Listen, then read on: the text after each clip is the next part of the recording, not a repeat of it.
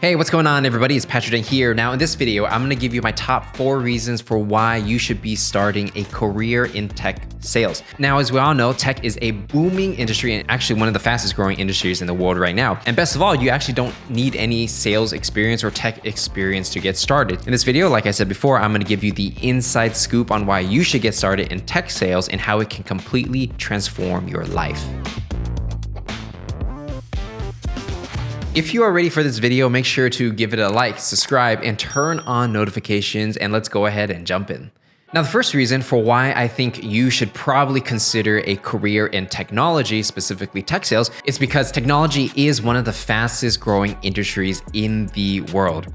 I mean, technology in general is growing at such a rapid pace that every single industry uses technology to actually keep the lights on and keep everything running. So industries like education, real estate, travel, hotels, you name it, they all are influenced by technology and actually are being disrupted by technology. And that's never gonna change, right? Because technology is constantly innovating and the world is constantly changing. So if you wanna be on the forefront of how the industries are changing, technology is the place to be. And because of that, if you are working in technology and you know how to sell technology, you're always going to be in a job, meaning you never have to worry about your job suddenly disappearing because somebody has to go out there and sell this technology, and it could be you. So the recap on that, it's a fast growing industry, it's stable, it's actually continuing to grow, and so there are always going to be new opportunities, which lead me to my second point, and that is there's an abundant opportunity working in technology. Technology companies, like if you're looking at the top companies, they're growing rapidly every single year. On top of that, there are always going to be these startup companies that are starting literally every day, and there's so much money being pumped into this ecosystem that, new jobs are being created like literally every day, right? So if you have the skill to sell, well, there's always going to be a demand for your skill set, right? Because there's always these new companies with a lot of funding who are trying to break into the market. So it depends on your taste. If you are someone that likes to work at a smaller company and more of a startup where you're able to grow a lot faster than you are working at a larger corporation, well, there's lots of opportunities, literally like infinite startups that you can apply to. Now, if you want to be a little bit less risk adverse and go for a medium-sized business or even a large enterprise like a Google, a Facebook, Microsoft, Amazon, right? You name it, there's so many different companies that are actively hiring salespeople. So you can actually even start as an entry-level salesperson at a large company or a small company. It just depends on what you want for yourself. And one of the things that I really like about technology specifically is that there's a lot less of a hierarchy. Because technology is so new and companies are constantly needing to innovate, well, they kind of break the rules in the traditional mode of how business is usually done. So if you're in a space like private education, for example, these kind of schools like Harvard and Yale and stuff like that have been around for like 100 years. They have a certain way of doing things, although they try to innovate, there's a certain structure that you have to fall into. Now, if you're working in technology, like some 20-year-old can start a hot new company tomorrow and you can be a part of it and you basically ride this rocket ship where there's no hierarchy. You're basically building a plane while it's flying. You don't have to wait years to get in a certain position. You can actually just jump into it, assuming that you can actually do the job. So again, whether you work at a small company or a large company, there's an abundance of opportunity going in both directions. Now, the third point that we're going to cover is that Web3 is going to change the world. Now, a lot of you guys watching this, you may not even know what Web3 is because it's quite a new term. So let me just break it down really quickly. So Web2 is essentially, companies allow you to generate content and consume content. And let's talk about companies like Facebook and Google, Instagram, Snapchat, right? These are great opportunities because, it allows influencers to share what they love doing and make a living from it. Now, Web3 is actually going to completely change the world and how the internet works on a day-to-day basis. I'm not going to go into all the specific details on this video because it's quite complicated, but essentially Web3 is going to allow regular people to own a piece of the internet, own a piece of communities, whereas before founders and VCs and investors would take all the profit. But in the new world, every day regular people are going to own a piece of the internet. So a basic way to look at it is like buying Bitcoin or buying Ethereum. And I know some people are going to love crypto and some people are going to hate crypto, but the reality is that cryptocurrencies and NFTs are going to fundamentally change the world and how people do business. And if you think about it, these concepts are rooted in technology. So technology, once again,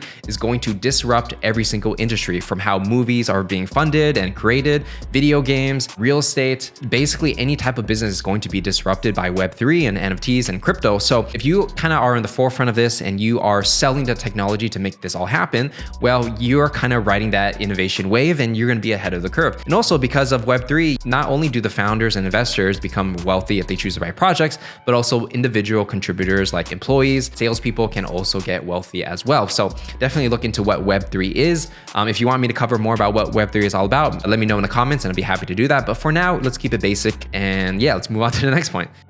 So the final point that we have for this video is that sales is a skill set that you will have for the rest of your life. Now, I said this in many other videos before, and I'll say it again. When you learn how to sell, it's essentially having a valuable skill set that you can use forever, whether it's continuing your sales career, starting a business, or having those persuasion and communication skills and applying to different aspects. So even if you're a salesperson, you did it for 2 years and you're thinking of transitioning into another job, well, you can actually be like a product manager or a marketer. And guess what? No matter what level you are, whether you're a VP, director, manager, individual contributor, you're going to have to persuade people. You're going to have to communicate, do presentations. So those sales skills that you originally learned from your first sales jobs, you're going to carry it over for the rest of your life. And especially this is going to be valuable for people who want to be entrepreneurs, or if you want to be a coach or a consultant, or start your own thing one day, right? You're going to have to sell your skill set. You're going to have to sell your products, your services.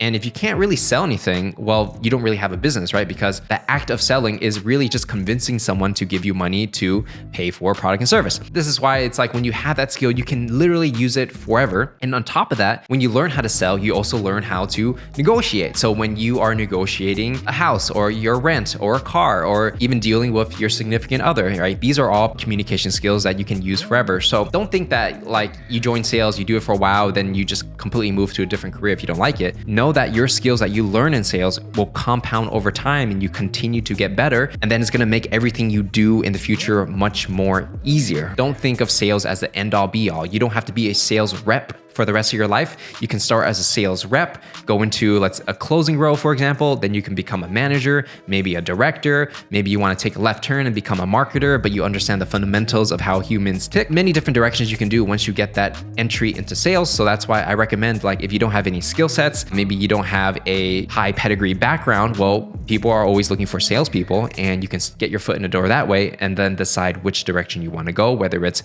continuing to do sales or something completely different. And so those are going to be the top 4 reasons for why I believe you should get into tech sales. Right now, if you're watching this video, it is really a great opportunity to get in. You're not too late. It doesn't matter what background you're from, what school you went to. If you have the willingness and attitude to learn, you definitely can get your foot in the door and, give it a shot. So with that said, if you enjoyed this video, make sure to give it a like, subscribe, and turn on notifications. And if you want to learn more about how to start and accelerate your sales career, check out my masterclass, Sales Legacy. Link is in the description. And so with that said, my name is Patrick Dang, and I'll see you guys in the next one.